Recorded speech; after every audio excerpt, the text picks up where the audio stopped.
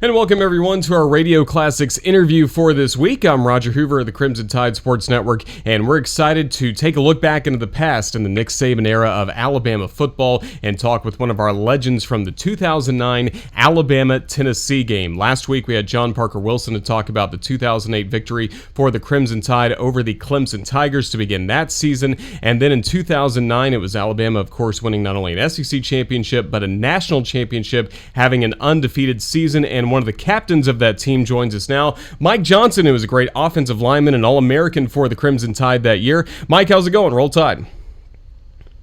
It's going good, man. I'm trying to do like everybody else is right now and stay indoors and stay away from everybody. So it's been quite an interesting time for sure. It's a good time to get back and watch some of those old games.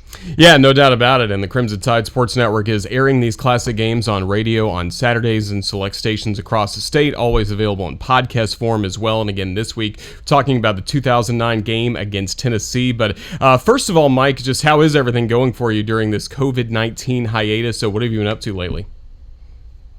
Yeah, so actually right now I'm in my first year as a weight training teacher and football coach for a high school over here in the Atlanta area, Lassiter High School just outside of Marietta, Georgia. And so it's been interesting for sure as a first year quote unquote teacher and a weight training guy to be able to kind of surf these waters. And it's just an unprecedented time right now for anybody around the high school ranks. So I haven't been at work in 3 weeks and school's been canceled for the rest of the year. And I don't know what to do with myself. I've got a baby on the way later this summer, and me and my wife are trying not to claw each other's eyes out right now.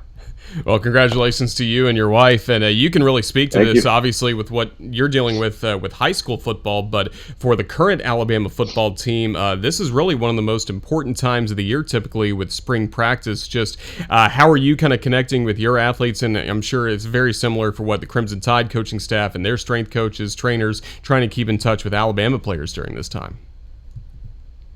Yeah, I definitely wish we had the resources. The smartwatches, Fitbits, and all the stuff they're using over there at Alabama. It comes at an incredibly unfortunate time, I think, for Alabama. And some of those things that you would normally hit the ground running, they're not going to be able to do quite as well right now. But I'm trying to just stay in touch as much as I can, make sure these guys are staying in shape, make sure there's as much activity as possible, and that's all you can really do. I mean, the good news is that every other high school and every other college are in the same boat. And so you just hope that your athletes are taking it upon themselves to stay in good shape and know that football will be back sooner than later. Yeah, we certainly look forward to things getting back to normal and, again, just unprecedented times. But like we mentioned off the top, gives us a chance to take a little bit look back into the Saban era, and we're airing these classic games on Saturdays across radio stations across the state of Alabama, some Crimson Tide Sports Network affiliates, and also available in the podcast form. Let's dive in, first of all, with a game that we aired last week. We had John Parker on, but what do you remember about the season opening game against Clemson from 2008? And like we talked about with him, it seemed like all the attention was on Clemson going into that game, but after the game, everyone's talking about Alabama. Yeah, I remember it really being a new chapter for us as an offensive line going into 2008. I made the switch from right tackle, which I started in 2007, and made the switch over to left guard. I was an average right tackle at best at the time, 2007, which was Saban's first year. I was 290-pound right tackle in 2007, and just trying to make the switch and tried to bulk up, and Coach Saban and Coach Pendry approached me about moving to the left guard position, which, you're playing between an Outland Trophy winner, Andre Smith, and a consensus All-American, and Antoine Caldwell, and it ended up being a good combination for us. We knew we'd be pretty good up front. We knew that some of the freshmen we had coming in were good players, but I don't think we really understood how much we'd be able to, quote-unquote, bully people up front going into 2008. And, man, we had a lot of pent-up aggression, and I think we took it out on Clemson. It was a very fun game from an offensive line perspective, really, when you're able to do whatever you want to do and kind of push them around for a little bit through 4 quarters of that football game. Yeah, really power football. That game, Glenn Coffey getting a lot of carries, but also, like you mentioned, the freshmen looking at what we were able to see from Mark Ingram, and then, of course, he wins the Heisman the next year in 2009. What was it like blocking for those guys?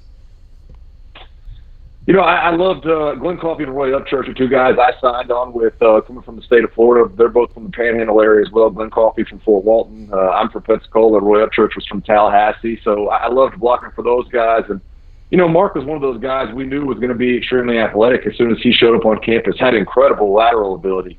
Just something you don't see from a lot of freshmen in that aspect. So we knew he was going to be a big part of the game plan that year as well. And then Julio. We lost DJ Hall from the year before, and Julio. You've seen Julio. The minute Julio steps on campus, he looks like a creative player. You're like, oh, that's what a wide receiver looks like. And he started doing incredible things off the bat as well. So, Dante Hightower was another one. They would help us compete. I don't think we really knew exactly what we would have in terms of Mark Ingram going through 2008, but when Glenn left in 2008 and Mark took over in 2009, we knew that he was going to have a chance to be a really, really special player, and he was a pleasure to block for. He was the kind of guy that never complained about his blocking, that always understood where his gaps were and what his role was. And I think it helped a lot that I had Joe Pendry as an offensive line coach, and they had Burton Burns as a running backs coach, and it was just an incredible mesh of two position groups that really need each other to be successful. And I was just really lucky to block for a great group of guys. Getting some comments on our Facebook page. Hello to Mike and Jeremy that have already chimed in. If you have a question for Mike as we talk about the 2009 Tennessee game, please leave that below, and we'll get to it over the course of the next little bit as we catch up. We mentioned the 2008 Clemson game. That was really a springboard for Alabama that season and going through the season undefeated. And since we're talking about Tennessee in this ball game, what do you remember about the 2008 Tennessee game in Neyland Stadium when really the whole stadium was able to turn crimson by the end of it and a lot of smoke in the air? Yeah, that was a lot of fun. Really, we beat a good Tennessee team in 2007 that we probably shouldn't have beat. I remember in Bryant-Denny Stadium, we had the book suspensions handed down the night before that game, and we beat that Tennessee team pretty handily. I think they went on to win the East that year. They did, yeah. So in 2008, we were a much better football team, but we knew that going on the road in Neyland Stadium was a much bigger deal.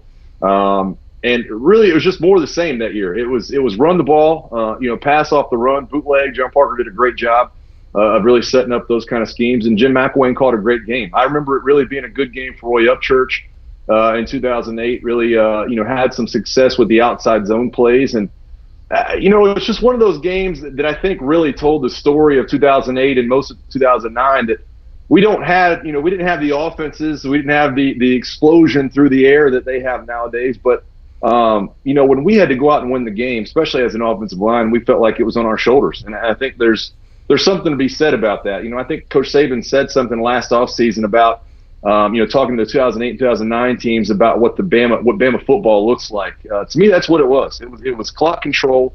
And when you needed 4 yards, you were going to get 4 yards. Nobody was going to keep you from bullying them around. And we took a lot of pride in that. So that's really what I recall about that Tennessee game in 2008 was, they had a lot of good football players. Their defensive talent was incredible, but when we needed to run the football, that's exactly what we went out and did. Certainly did, and that was part of Alabama going 12-0 in the regular season, and then it all came down to the SEC championship game against the Florida Gators in 2008, and Alabama played well throughout that ball game, led going late into the fourth quarter. Just a tough loss, I'm sure, for you guys, and again, a tough loss right after that in the Sugar Bowl, but how much did those two losses fuel you guys into the fourth quarter program to start getting ready for the 2009 season? Yeah, the Florida loss was one of the toughest losses of my career. And, the Sugar Bowl was what it was. I think a lot of people look back on that loss and, we didn't play with Andre Smith. I was slated to play left tackle. I think, I knew I was going to play left tackle 2 or 3 days before that Sugar Bowl game.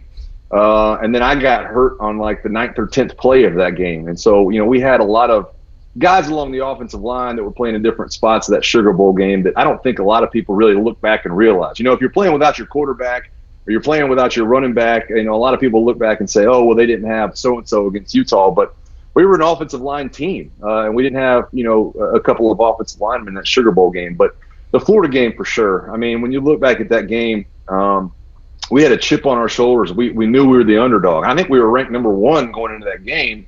But we were the underdog. Florida was the dynasty, if you will. They had won a lot of games, and Tebow was, a Heisman Trophy winner, and we felt like we could go against the best of the best. They had an incredible defense. When you look back at some of the players, Carlos Dunlap and Brandon Spikes, and some of the incredible players they had, we knew it was going to be a tough task. But we just came up a little bit short. I think that We just lacked that little bit of execution that I think, that style of football team needed in order to go the distance. And that's why we weren't able to get it done. But, it definitely was a chip on my shoulder. I felt terrible that, that's the way that guys like Antoine Caldwell and John Parker went out, Rashad Johnson.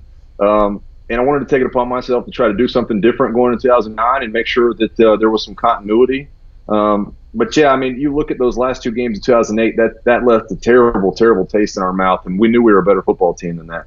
Yeah, what was it like around the complex in January and February workouts, and then around this time of the year, getting ready for spring football, the A-Day game? Just what was your mindset in that 2009 spring practice?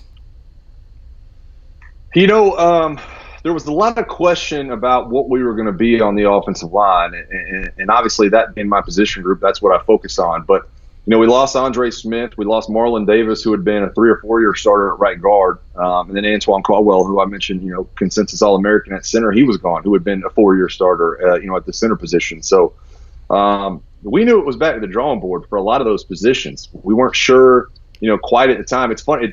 I chuckle looking back on it because we weren't sure what we had in Barrett Jones at the time. Guy goes and wins every trophy you can win, but at every position it seemed like, yeah. What are we going to do with Barrett Jones? William Vallejos ended up being a 3 year starter. I mean, he came in and did a really nice job. We thought we had a nice piece in the middle with him on the offensive line, but had no clue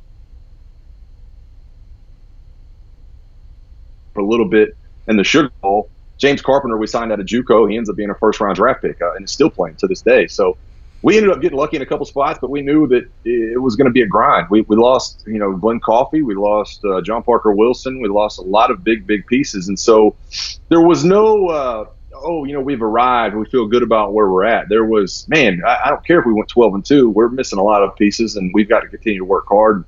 I think it was just, the big words focus. We were just extremely focused throughout that spring practice and understood that there was a lot of work to be done in order to get back to where we wanted to be, that, we had to really focus up. Of course, the quarterback position is really one of the most visible at any school, but especially here at Alabama. And you mentioned losing John Parker Wilson. Greg McElroy steps in. When did you really feel like, and you can even talk about it if it went into the season too, but when did you really feel like he kind of took over and made it his team?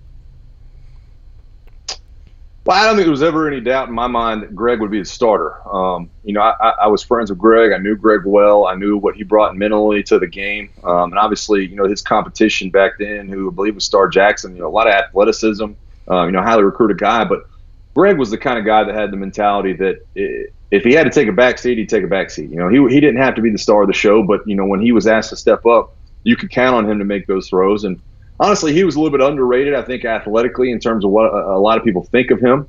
So I kind of knew that Greg would be the starter going into the year. But, in terms of it really, becoming his football team, it's hard to put your finger on when that was because, we started off with a bang against Virginia Tech and, had some good games, but there was a lull sort of in the middle of the year in terms of the passing game. I think we went 3 or 4 games without a passing touchdown for a lot of that season against South Carolina and some of the other teams. But, Greg was always Greg. Greg was going to be a staple of that offense and of that program. And I think you always just knew you could count on him when it came to crunch time. And boy, he really showed it there at the end of the season against Auburn and, against Florida and against Texas. Yeah, some really good games for him down the stretch. And you mentioned starting the season off with a bang back in the Chick-fil-A kickoff game, a good win against Virginia Tech, and then just week after week, more wins were piling up. But as I've heard you guys talk about before, around the Tennessee game, that South Carolina game was the week before, kind of mentioned you guys were getting a little bit banged up, a little bit tired. Just how are you guys feeling going into the third Saturday in October? Yeah, tired's a good word for it. And, still to this day, I'm not sure I've mentioned Coach Saban talk about teams being tired and kind of having a right to be tired until after, I believe, that Tennessee game. I don't think a lot of Alabama fans understand this. There's a lot of study that goes into what Coach Saban and what Coach Cochran used to do, that they really felt that 2 days off in a row had a lot more benefit than just 1 day off after a football game. And at least twice a year, every month or so, they would allow you to have back-to-back days off. And it just so happened that our back-to-back days off, which were a Sunday and Monday, came after that Tennessee game. We were exhausted. I mean, we were on a stretch of really just piling it on. And anybody who has ever been to an Alabama practice or heard players talk about it, it's a grind. You know, it's a football game Monday through Thursday, Monday through Friday, and then you play the game on Saturday, and it's just like, you know, second nature. So we worked football player, and I hope that Coach Saban never hears me say that about that, you know, that particular point in the season. But we were exhausted, and there's no doubt about it. But we knew we had to go out and get it done. And the truth of the matter is, the Tennessee game, even as a tired football team, shouldn't have been as close as it was. We just could not put that nail in the coffin to really put that Tennessee football team away. They were hungry. They knew we were a good football team. And, you know, I think Lane Kiffin had them in the right mindset to be able to come out and really put up a good fight. What do you remember about the headsets being out early in the ball game? You know, that's something I've heard a couple of stories about that since that game. It's something I didn't even realize when it happened. I mean, till probably 3 or 4 years after that season, I heard it. You know, I might have read it in a magazine or something while I was still playing for the Falcons, and I was like, I didn't even know that was a deal because, you know, I didn't talk on the headsets. I didn't listen to it. I was so focused on the game that I never even thought about the headsets, you know. So that was a story that I didn't hear until years after the fact, and obviously it's been covered a few times since then on you know, some different documentaries and such. But you know, listen, there are probably some gamesmanship and a lot of things going on, but we were in Bryant-Denny Stadium. I mean, it was what it was. I can remember a lot of different circumstances of things like that happening, and you know, it happened in the NFL with us a couple times with the Falcons. I can remember the coaches having to use cords, and the cords would cross and get tangled up, and during halftime, the guys would all have to unhook all the cords and straighten them all back out. And but yeah, that's something I didn't realize happened until, you know, well after the fact, but it kind of makes me chuckle thinking back on it for sure. Well, and it's funny as well that was Lane Kiffin's only year in Knoxville, and then later he becomes Alabama's offensive coordinator. So I wonder if that was a talking point with him and Coach Saban at any point. I would love, you know, listen, there's a lot of conversations I would love to hear between Lane Kiffin and Saban, and I'm sure that had to have been one of them. Listen, Coach Saban, knowing him, he probably thought, you know what, I respect it. You know, if that was really him, I respect the tactics. But you know, there's no telling. There's so much gamesmanship and stories from behind the scenes that you know, we'll probably never know from this whole dynasty. But it's just another chapter in the legend that is Coach Saban, and honestly, the legend that is Lane Kiffin. That's right. And like you mentioned, you know, Alabama, like you said, kind of a tired football team, not able to get into the end zone in that ball game. Lee Tiffin was able to hit 4 field goals for all the points that the Crimson Tide had. It still felt like, though, all throughout the ball game until the very final 3 minutes or so, though, that Alabama was in control. Is that how you guys were feeling? Yeah, you know, I remember us having 9 points for most of the football game. Getting into the fourth quarter, I think we had 9 points, and I remember feeling very, very uneasy about it because they were obviously within one score of really, you know, putting us away or you know, being able to get on top. And I do remember Lee kicking a field goal there in the fourth quarter at some point, and me kind of feeling a sense of relax. You know, okay, good. We're 2 scores ahead. We're out of reach finally. You know, we can relax a little bit, and honestly, you know, Lee's role in that entire season is so incredible. I mean, he was, I think, an AP All-American, but when you look back at just how big some of the long-distance field goals he hit actually were, I mean, even going in, you know, he hits a couple field goals in the Auburn game that were big. Going into the Florida game, hits like a 52-yarder to start that game off, but the 4 field goals that he made, you know, against Tennessee, I remember thinking to myself, we had come a long way since the Arkansas game we played back in 2006. You know, I know Lee still catches a ton of crap for that Arkansas game back in 2006, but you know, he was incredible, and I remember kicking a field goal in that fourth quarter and feeling like, okay, like at least they can't jump up and get us with 1 score. But it, you know, you're right, it never did feel like we could quite get away from them, and they played very, very tough. I mean, I mentioned some of the players they had. I remember blocking Dane Williams, who might still be in the NFL, and obviously Eric Berry, who's had a ton of success, and some of the other players that they had on the defense. You know, they were a really, really good football team.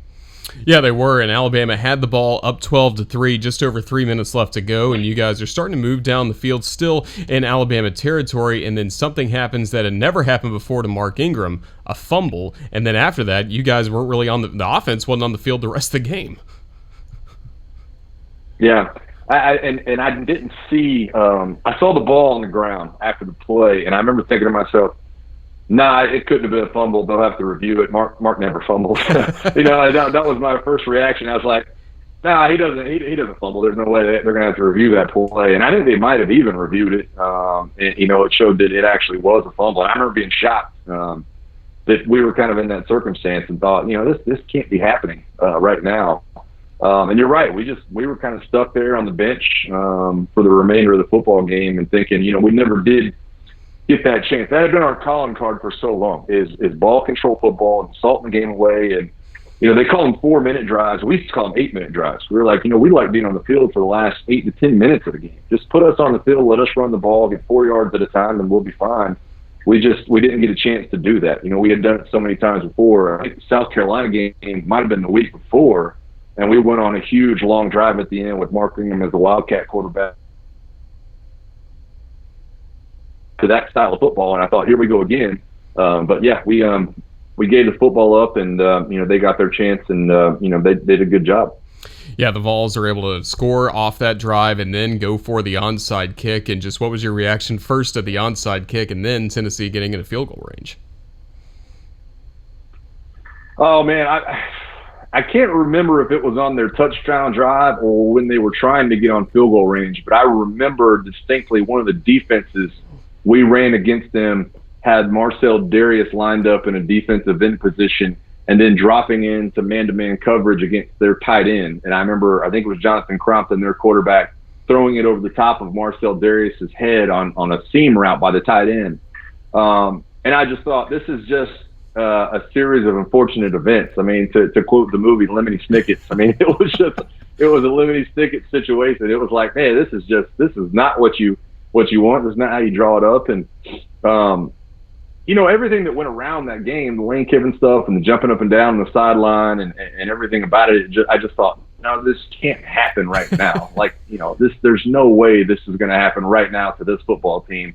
But like I said, I look back on it now, what are we, 11 years later, and I think, man, you got to give them credit for really executing in crunch time. They executed on the onside kick, they executed on the touchdown drive, and they executed to get in the field goal range.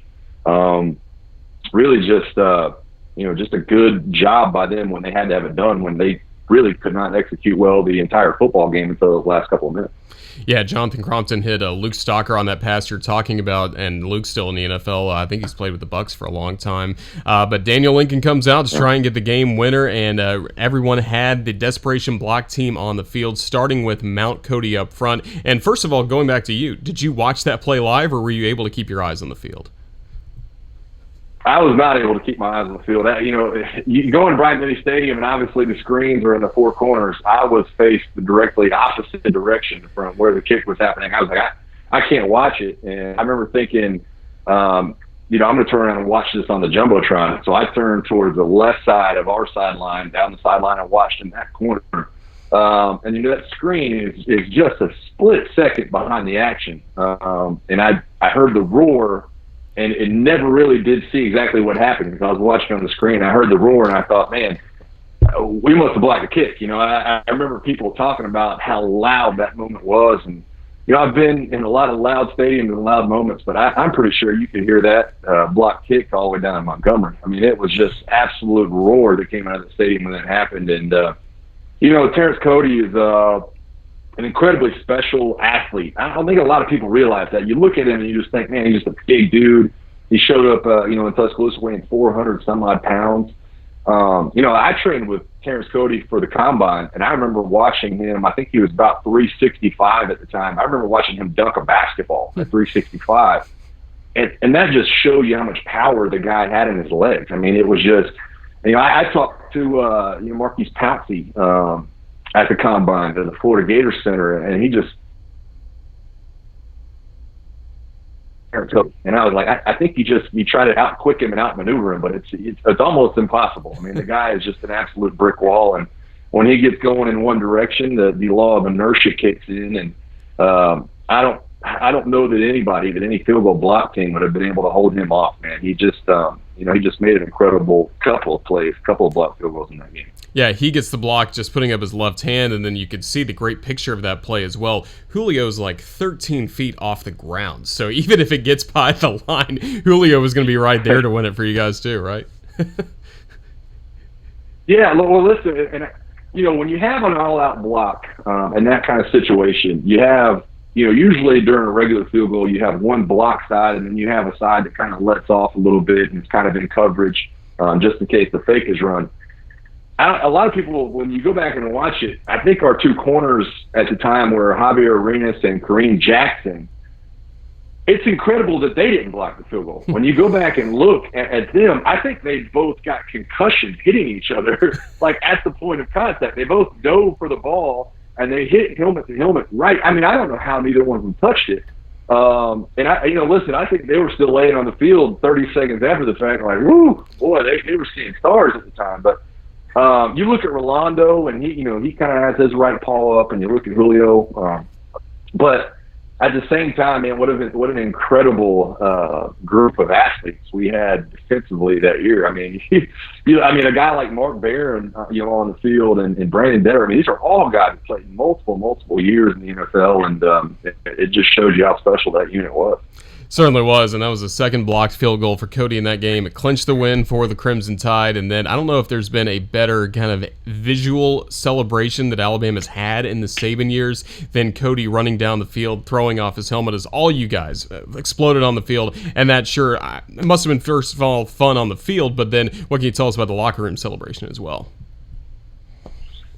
Yeah, I mean, when I think of that visual, there's a couple things I think of. First of all, my roommate at the time, one of my best friends, was Drew Davis, was our starting right tackle. And if you watch the film really closely, the video of Coach Saban kind of jumping up on the sideline, and Coach Saban's kind of feet kick out, from under him, and he kind of jumps up, and he's like willing the block, and everybody rushes the field. And if you look behind Coach Saban, Drew Davis just absolutely takes a tumble and just barrel rolls into the field. He ate so much dirt and grass, and he was a little bit embarrassed about that moment because they kept repeating it over and over again on SportsCenter, and he was just like, look at me in the background, just absolutely eating it. But it's just one of those. It's one of those special moments that at the time you're living day to day as a football player. You're an Alabama football player, but a lot of times when you're in those kind of moments, you don't lift your head up and say, "Oh, man, this was crazy." It's just another game. It's crazy to everybody else that watches and the drama that unfolds. It's reality TV for a lot of people, but in the moment, you're just a player and you're just a chess piece. But here we are, 10 and a half years later. It still feels like a movie scene for me personally. I think back on those moments.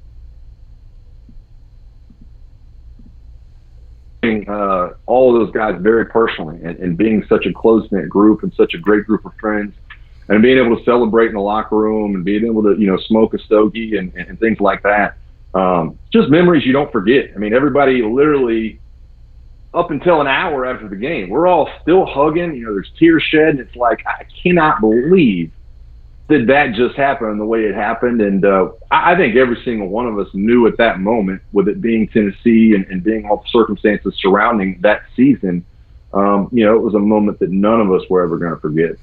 Yeah, and looking at the rivalry, Tennessee really hasn't been close to beating Alabama. That was their really best chance they've had in the Saban era, and at the point, I believe it was the third win in a row for the Crimson Tide against Tennessee. But you got to be tremendously proud of how that streak has continued, even if Tennessee's had some up and down seasons after that. But I'm sure that's a big talking point for all you players when you think about rivalries is winning streaks like Alabama's on against Tennessee right now.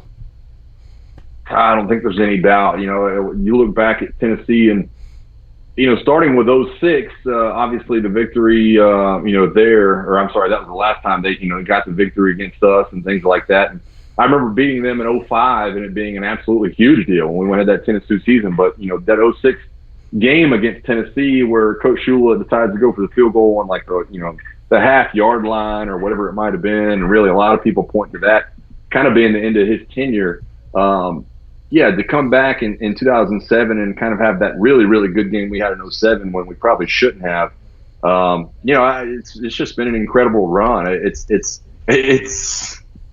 don't want to say that you almost want Tennessee to be a little bit better. I hate to say it like that, but you do look at where the rivalries come and you wonder at what point Tennessee is going to rebound. But listen, now they've got one of ours up there. I absolutely love Jeremy Pruitt, and have a lot of respect for what he's able to do as a coach. So I don't have any doubt that he's going to begin bringing that fire back to that rivalry for sure. But I'd love to see Tennessee maybe get a little bit closer, but by no means am I ready for them to beat Alabama anytime soon. It's been very, very enjoyable over the last few years. Yeah, I certainly agree with that. And it seems like now you guys, after that, got the rest you needed. Had a bye week after that. You mentioned the 2 days off right after it, and you guys got back to work, beat LSU, and just continued on your march to a championship.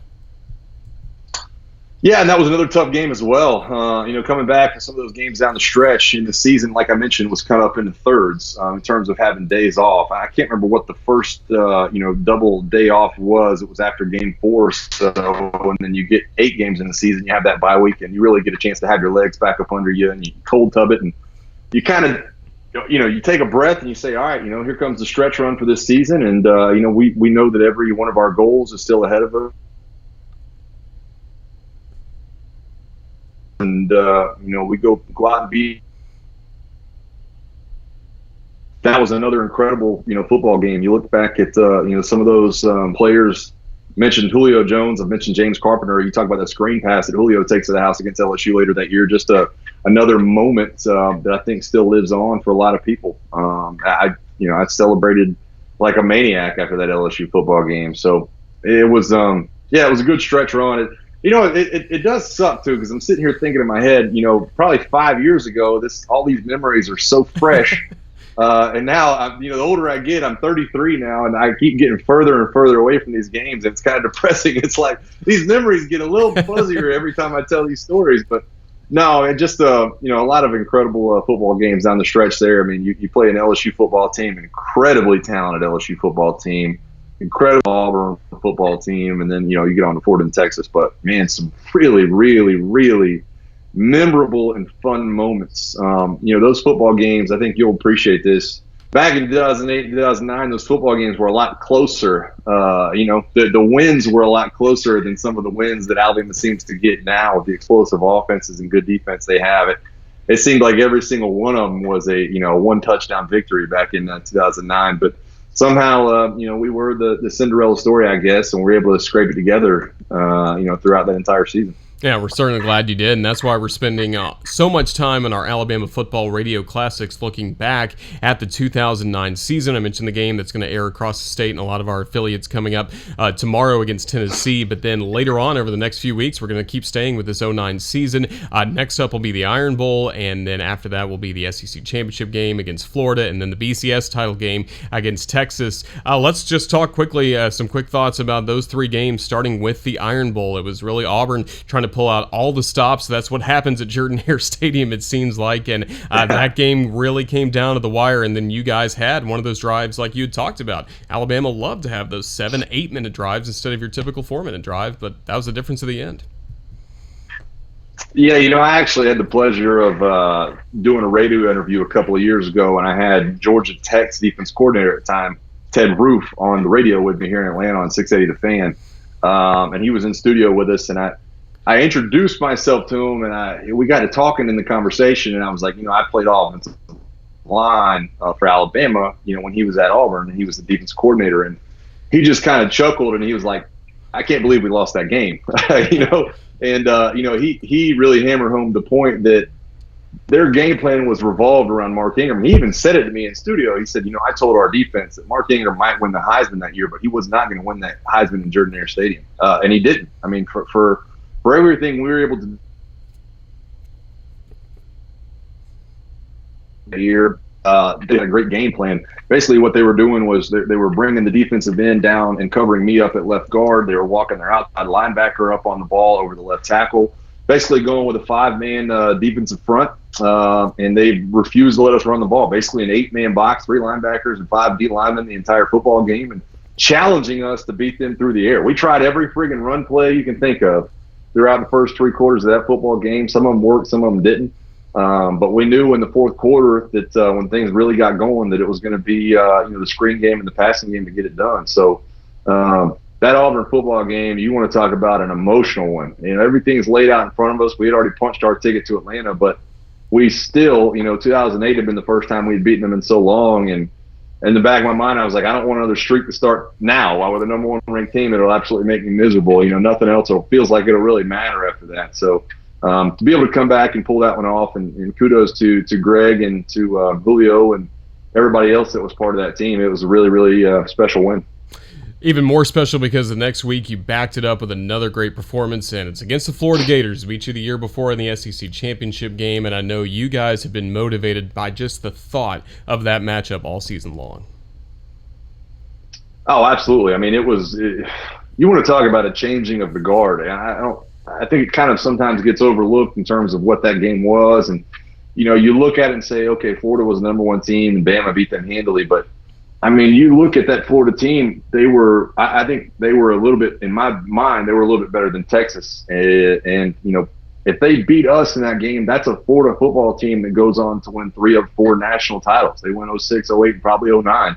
And it really, in every sense of the word, was a changing of the guard. I mean, we were incredibly prepared for what they wanted to do. I can distinctly remember it was almost an out-of-body experience. I can distinctly remember as an offensive lineman, I'm looking at the safeties, looking at the coverages, and looking for corner blitzes and things that you just normally don't do. But we were so prepared for that game that we knew it was coming almost all the time.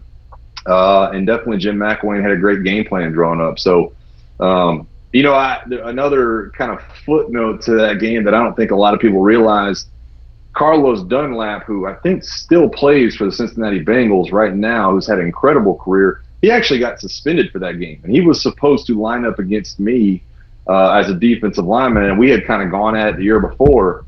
Well, he got suspended that week. I think he got arrested the Tuesday before the football game, and I was so happy. Not happy that he got arrested, but I was happy not to have to face him throughout that SEC championship. And it just seemed like whatever we did against Florida, it worked. I mean, we tried every play in the book, and we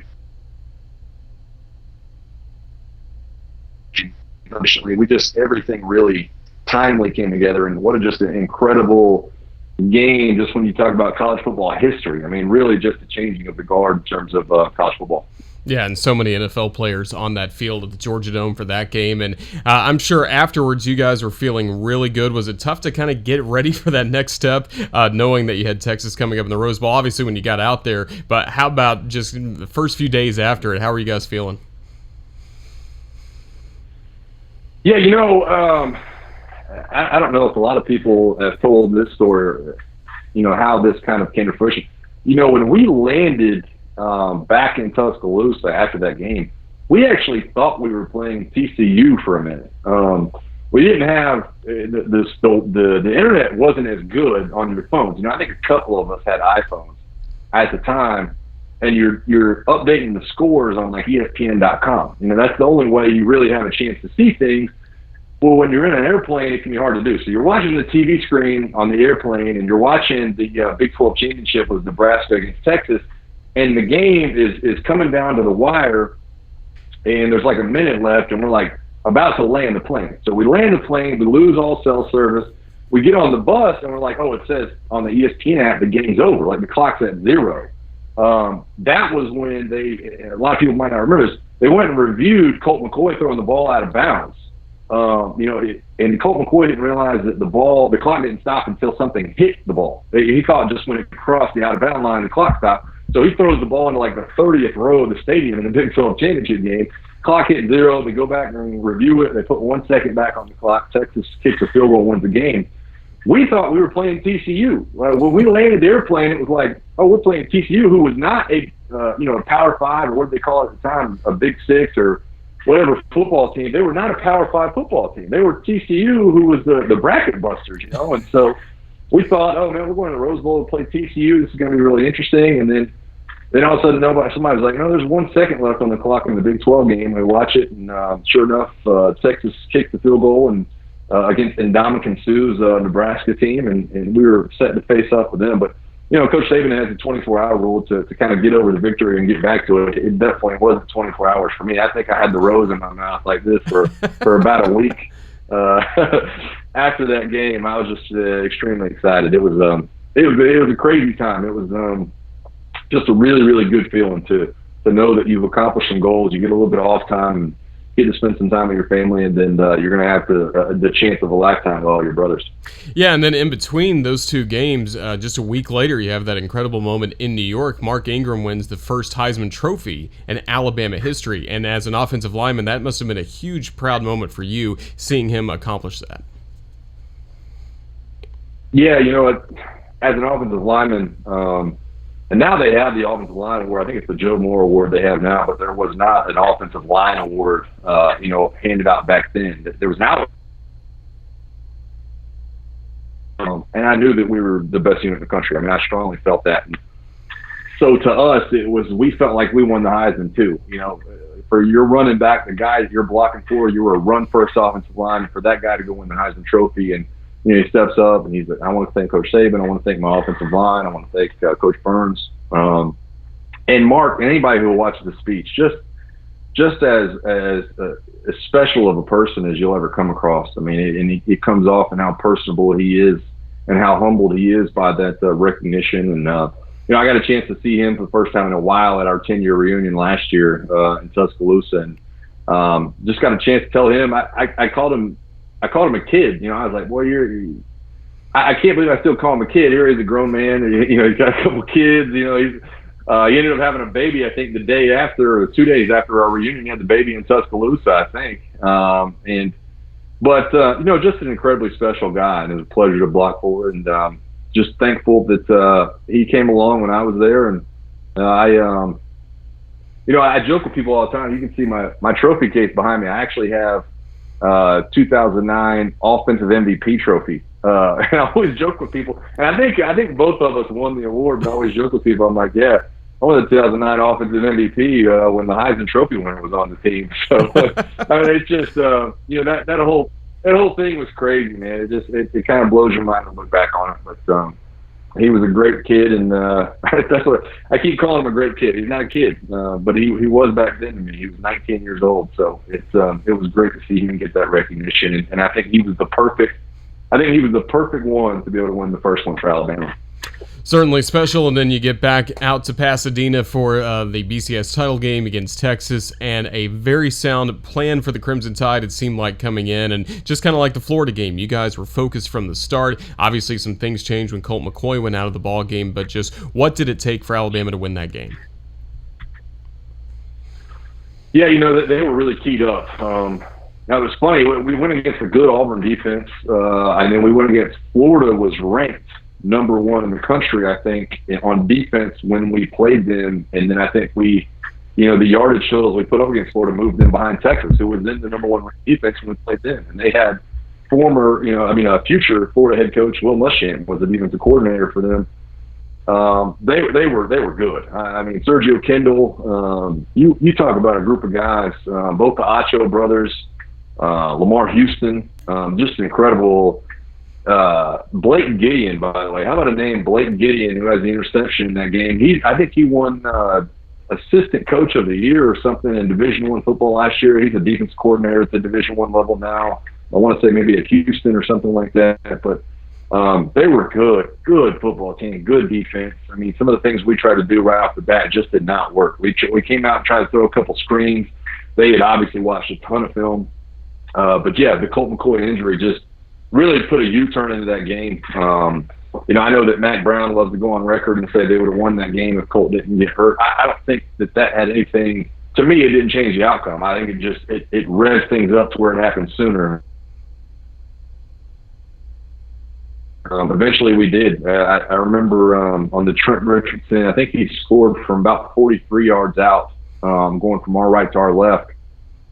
And they had already run a certain twist blitz that they ran a couple times in that game. And by the time they got to that point in the game, I remember understanding exactly what they were trying to do. And it's funny, I go back and look at the telecast a couple days later, and Kurt Herbstreit points it out. He's like, watch the left guard, who was me. He's like, watch him understand the twist that's coming between the linebacker and the defensive lineman.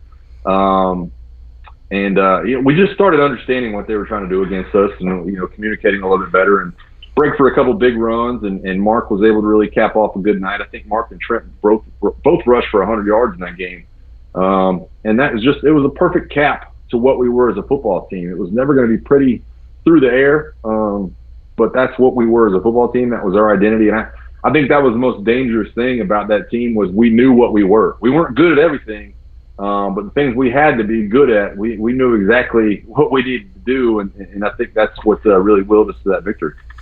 And you guys get the victory. You get to celebrate a national championship. And, of course, as a captain of that team, you got to be on stage. And I'm sure outside of your wedding day with your wife, the second best kiss of your life was when you grabbed that crystal ball, right? Yeah, absolutely. I've told this story once or twice since then. I was standing next to Rolando, and I think Mark was on my left. And I said, "Listen, man, I don't ask y'all for anything, but let me get that crystal ball." Like, I was like, Rolando was the captain of everything and won the butt kiss, and Mark had won the Heisman, and I was like, dude, I don't ask for a lot, man, but please let me kiss that freaking crystal. And somebody asked me right afterwards, what was it like? And I was like, cold. It felt like I was kissing an ice cube. It was an incredible experience. It's just something that you don't forget. I mean, very, very few people ever get that opportunity.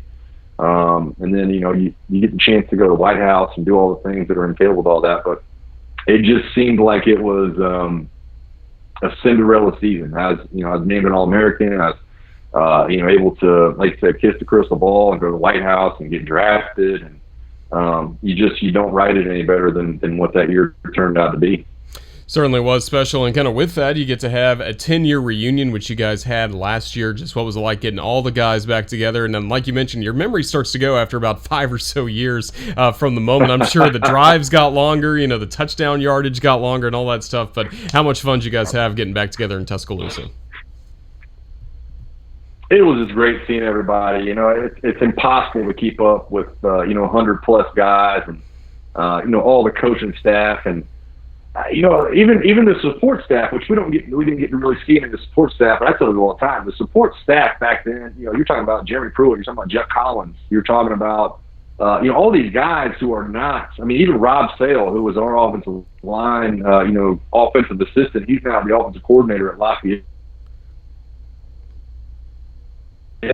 It kind of blows your mind. Jim McElroy goes on to Florida, Kirby Smart goes on to Georgia. You can't keep up with all of the people that were a part of that program and how special that was. You're talking about 200 people when you really get down to naming all the names. So to get back in a group of those guys who you really considered yourself very, very close to, and then you lose touch. Alfred McCullough was a guy.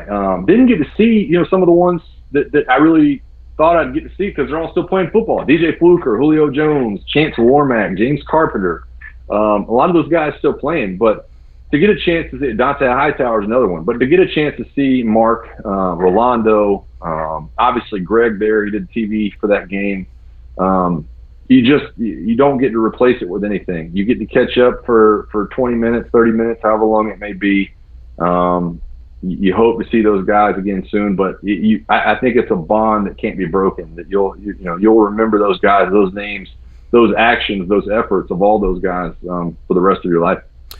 Well, Michael, start to wrap things up. Did want to ask you one question that came on our Facebook feed from Rob. He is asking about your perspective, of course, now being a high school football a strength coach. Just what's your perspective on losing Scott Cochran, and how do you feel like the new scientific approach will enhance the fourth quarter program and what the Crimson Tide will do for moving forward? And obviously that has changed a little bit with everyone being off campus at this time of the year and for who knows how long. But just what was your reaction to that news, first of all, of Coach Cochran leaving and then the new coaches, Coach Ballou and Coach Ray, coming in?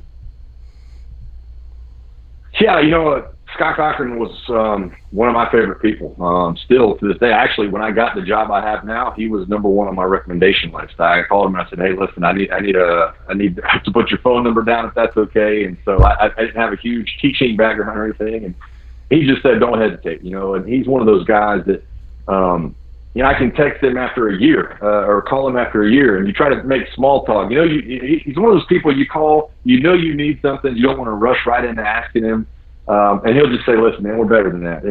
Well, you're my boy." And so it hurt me personally. I think it hurt a lot of our core group of guys that I'm still friends with: Corey Reamer, Baron Hoover, Preston Dial, John Parker Wilson, guys that I've kept close with. We talked about it. It hurt to see Coach Cochran go, but I think a lot of us understand the kind of guy he is, understand the moves he wants to make, and know that he's going to be successful in whatever he does. So, you look at the new scientific approach, I'm sure it will have its advantages. I'm glad to see that, possibly they're trying something new at Alabama, but I also look at the situation and know that I was successful the way Scott Cochran did things. So I try not to be hard-headed about it and say, there's only one way to do it. There's more than one way to do it. And I think that, I'm with all of Bama Nation in saying that, listen, let's give these guys an opportunity to come in and do what they do. I think that, Coach Saban, listen, he leaves no stone unturned when it comes to hiring these assistants. And I have no doubt that they'll do a good job and do things a little bit differently. But anything that gets Coach Saban's stamp of approval, he's seen a lot of football and knows way more than I do. So, I'm willing to give these guys an opportunity to get in there and get it done. And hopefully our guys are strong and they're healthy and, they're athletic and they can go out and, make a shot at winning another ring next year. So, it's going to be interesting. I can go somewhere else, but I think it was time for everybody involved, and excited to see the new chapter. Well, we're certainly looking forward to, again, things getting back to normal after we have this hiatus due to COVID-19, but I certainly hope that, of course, Mike, you, your family, all your friends out there in the Atlanta area, stay healthy. We'll try to do the same here in Tuscaloosa and hopefully have some Crimson Tide football to talk with you about in the future coming up. But thanks so much for giving us so much of your time on this Friday afternoon on the Crimson Tide Sports Network. I really appreciate it, and roll Tide. Yeah, roll Tide. Always a pleasure, man, and hope everybody gets as much enjoyment out of watching these old games as I do. It was a lot of fun, and there's no sports on TV right now, so stay glued in and watch some good football, some of these old games.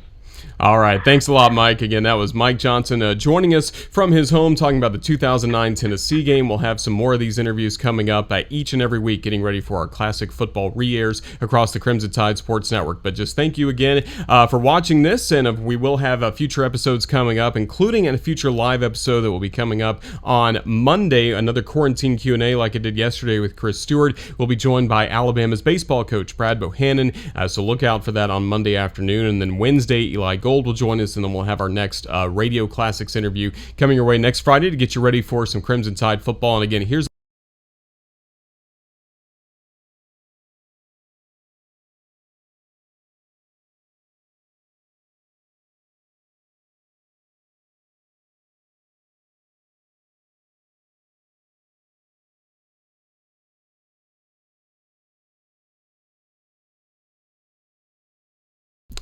So again, Saturday and Sunday at noon on Tide 100.9 in Tuscaloosa, 1 o'clock in Florence, 93.9, and then Saturday at 11 a.m. and noon from Pensacola, Mike's hometown. So certainly a lot of Crimson Tide football to catch up with and stay tuned to for these classic re-airs. We certainly thank you for joining us. This has been Roger Hoover with you across the Crimson Tide Sports Network.